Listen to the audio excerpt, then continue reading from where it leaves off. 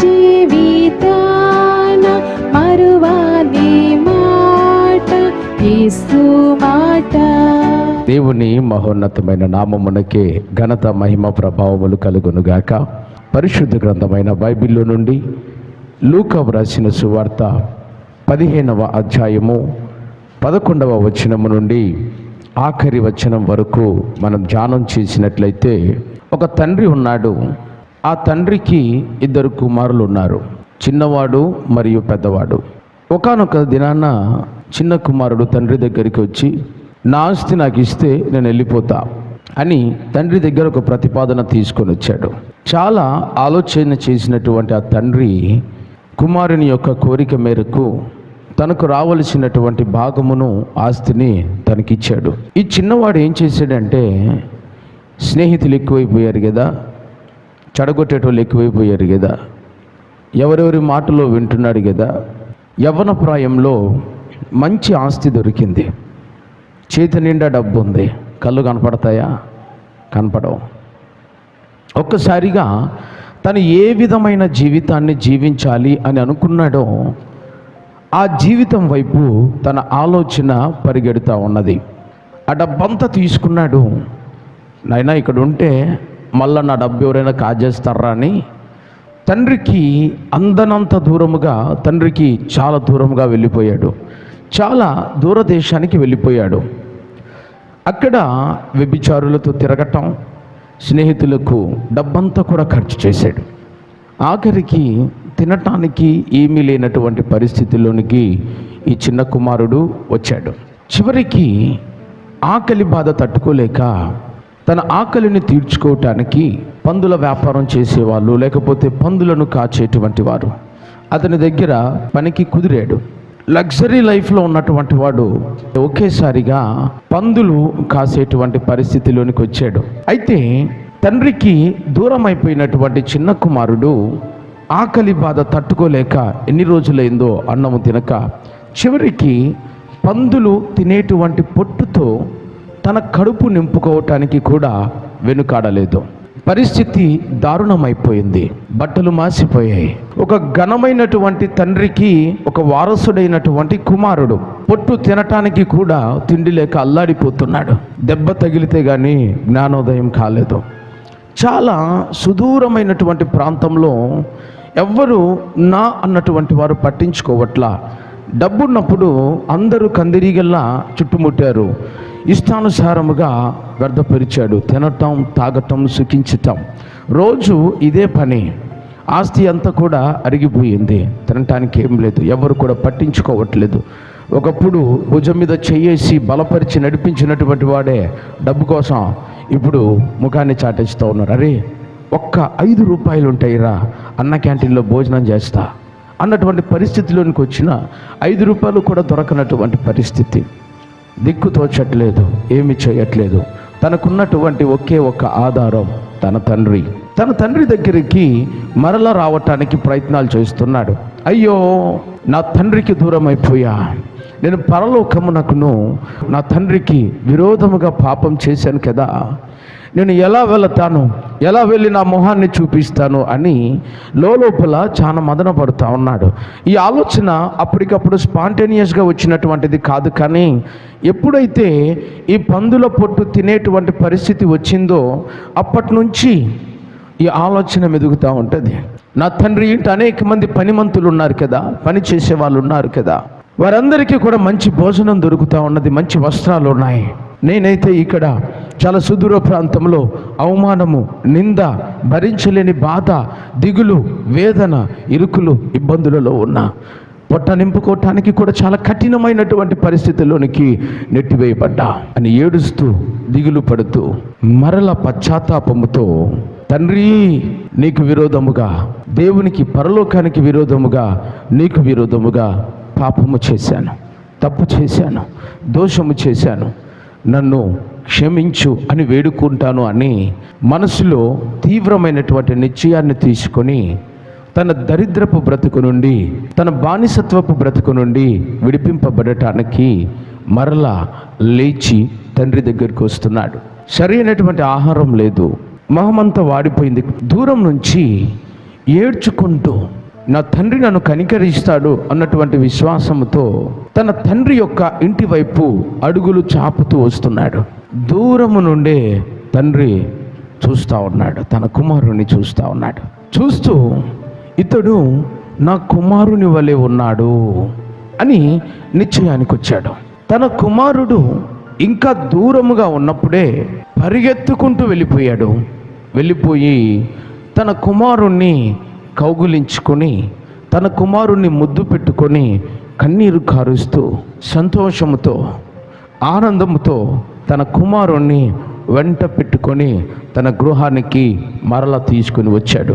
తన పని వారిని అందరినీ కూడా పిలిపించి, చనిపోయిన ఈ నా కుమారుడు తిరిగి బ్రతికాడు, అతనికి క్రొత్త బట్టలు వేసి గొప్ప విందును ఏర్పాటు చేశాడు.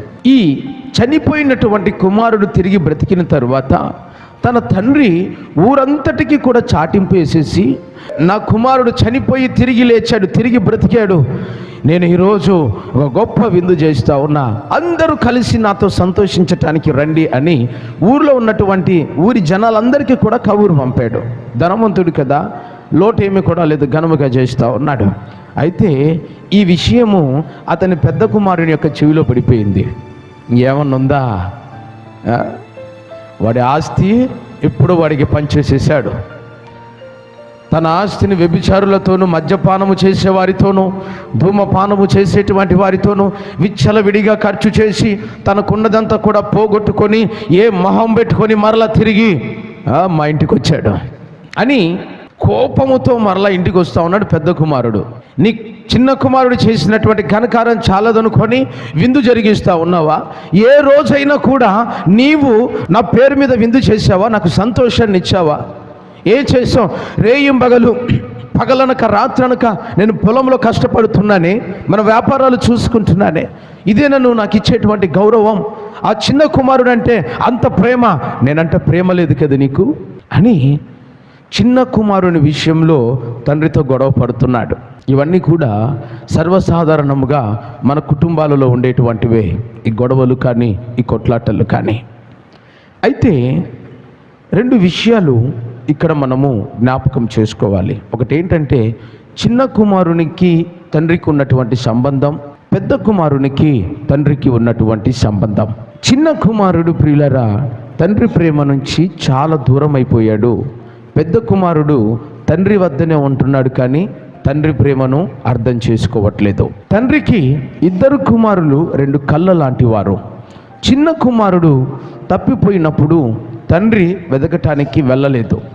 ఇక్కడ లేఖన భాగంలో మనం చూసినట్లయితే పైన ఇంకా రెండు ఉపమానాలు కనపడతాయి. మొదటి ఉపమానం ఏంటంటే 100 గొర్రెలు. ఈ 100 గొర్రెలలో 100 గొర్రెలు ఉన్నాయి. 100 గొర్రెలలో ఒకటి తప్పిపోతే ఆ గొర్రెల కాపరి ఏం చేశాడంటే తప్పిపోయినటువంటి గొర్రెను వెతకటానికి వెళ్ళాడు, మిగతా 99 గొర్రెలను విడిచిపెట్టి.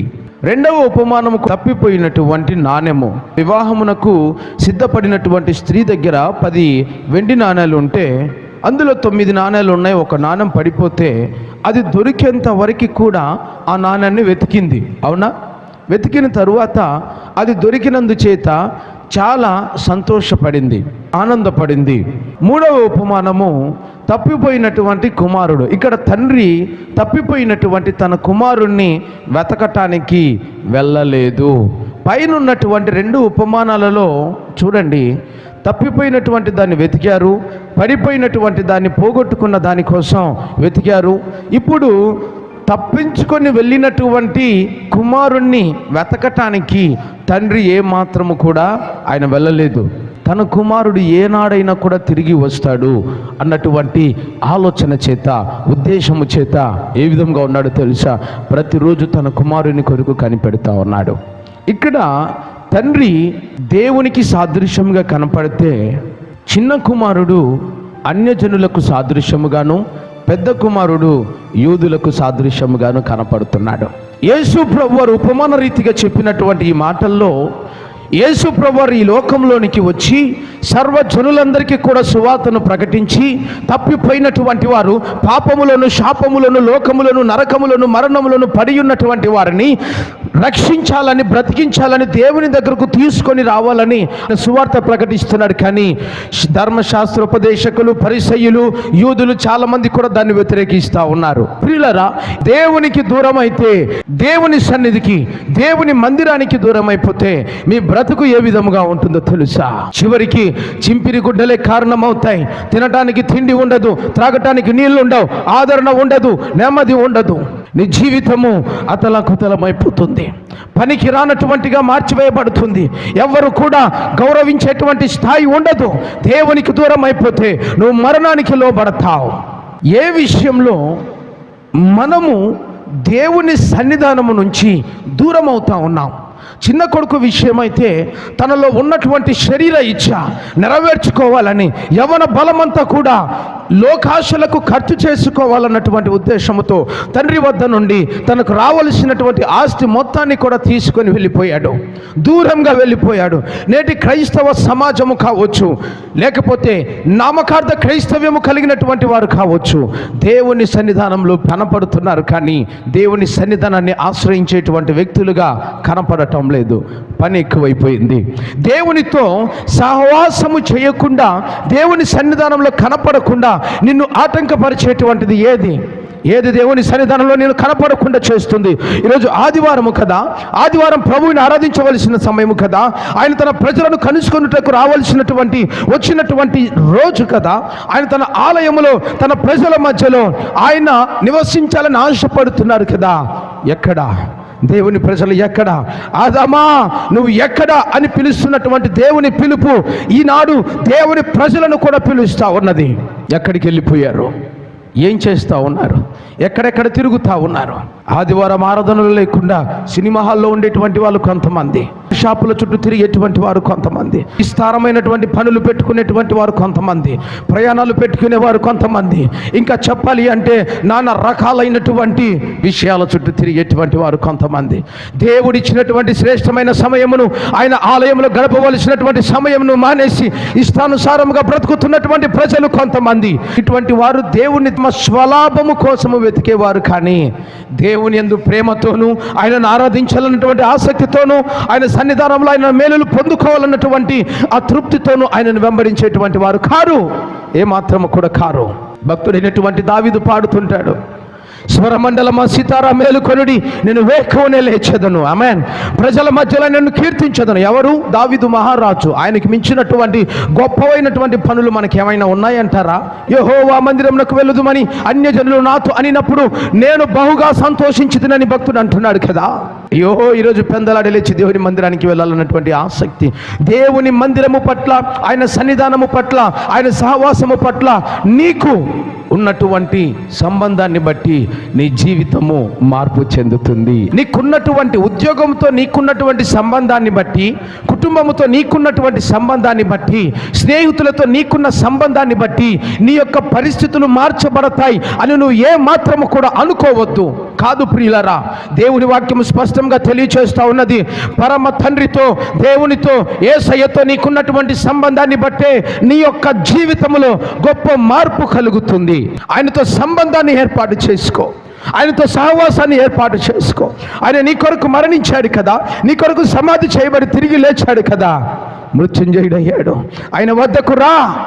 తప్పిపోయినటువంటి కుమారుడు తండ్రిని విడిచి తల్లడిల్లిపోయాడు కదా, ఏమి లేనటువంటి పరిస్థితుల్లో, దిక్కు తోచినటువంటి పరిస్థితుల్లో, ప్రభు నీవే నాకు దిక్కు, నాయనా నువ్వు లేకపోతే నేను లేను ప్రభువా అని ఏడుస్తూ తన తండ్రి పాదాల దగ్గరికి వచ్చినట్లుగా దేవుని పాదాల దగ్గరికి రావాలి. బహుశా మనము దేవుని మందిరంలో కనపడొచ్చేమో, కానీ మన హృదయము దేవుని యొక్క సన్నిధానానికి దూరం అయిపోయిందేమో. జాగ్రత్త, దాన్ని సరి చేసుకోవాలి, వెలిగించుకోవాలి.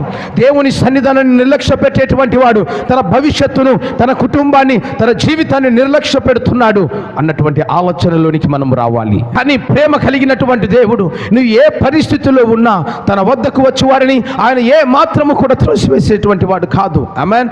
పశ్చాత్తాపంతో దేవుని సన్నిధానానికి రా. ఏ విషయాలైతే నువ్వు పడిపోయావో తిరిగి లేచి ఆయన పాదాలు పట్టుకో. ఆయన విడిపించటానికి ఆయన శక్తిమంతుడైనటువంటి దేవుడు. ఏ పరిస్థితి అయినా, కృంగిన పరిస్థితి అయినా, ఆధారము లేని పరిస్థితి అయినా కూడా ఒక మాట, ఫర్గివ్ మీ లార్డ్, నన్ను క్షమించు ప్రభువా. ఆయన క్షమించటానికి సిద్ధ మనసు కలిగిన దేవుడు. నీ రాకతో ఆయన సంతోషించేవాడు, విందు చేసుకునేటువంటి వాడు. ఆమేన్. అందుకోసమే లేఖన భాగంలో రాయబడినటువంటి ఒక మాట ఏంటో, పరలోకం ఎప్పుడు ఆనందిస్తుందంటే, పరలోకం ఎప్పుడు సంతోషిస్తుందంటే, మారు మనస్సు నిమిత్తమై ఒక వ్యక్తి మార్పు చెంది పశ్చాత్తాపడి బాప్తిస్మము పొందుకొని ఆయన వద్దకు వచ్చినప్పుడు పరలోకంలో మహా ఆనందం, పరలోకంలో మహా సంతోషం కలుగుతుంది. దేవునికి దూరం అయిపోతే నీ బ్రతుకులు నువ్వు వర్ధిల్లలేవు. దేవునికి దూరం అయిపోతే నీ కుటుంబాన్ని సరి చేసుకోలేవు. దేవుని సన్నిధానంలో ఉన్నటువంటి మేళ్ళు నువ్వు కోల్పోతావు, కృపను కోల్పోతావు. ఆయన సన్నిధానంలో జీవించు, ఆయన సన్నిధానానికి రా. ఆయన సన్నిధానం కోసం లాంగ్ ఫర్ హిస్ ప్రెజెన్స్, ఆయన సన్నిధానం కోసం తృప్తి కలిగి ఉండు. ఆయన సన్నిధానంలో గొప్ప మేలు కలదు. నీ సన్నిధిని సంపూర్ణ సంతోషము కలదు. డబ్బులు దొరకదు, వ్యాపారంలో దొరకదు, స్నేహితులలో దొరకదు, బంధువులలో దొరకదు. నేను తృప్తిపరచువాడు, నీకు సంతోషాన్ని ఇచ్చేవాడు, నేను గొప్ప చేయవాడు నీ ప్రభు అయినటువంటి యేసుక్రీస్తు వారే. ఆయన సన్నిధానంలో లేని మేలంటూ ఏది లేదు. ప్రభువు మిమ్మల్ని దీవించునుగాక.